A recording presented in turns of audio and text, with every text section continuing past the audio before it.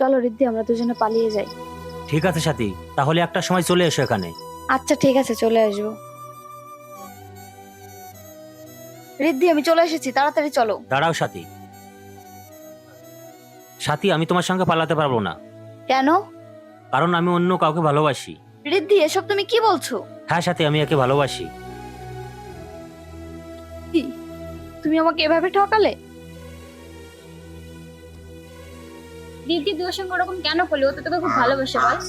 তাহলে শোন। শোনো ভাই, আমি তোমাদের সব কথা শুনেছি, তোমরা এমনটা করো না ভাই। দাদা, আমরা দুজন দুজনকে খুব ভালোবাসি। দাদা, আমাদের সম্পর্কটা মেনে নাও, না হলে আমরা পালিয়ে যেতে বাধ্য হব। দেখো ভাই, বাবা ওদের পাকা কথা দিয়ে এসছে, এখন যদি এই বিয়েটা না হয় তাহলে বাবা সুসাইড করতে বাধ্য হবে। ভেবে দেখো কি করবে। ও আচ্ছা, এই ব্যাপার।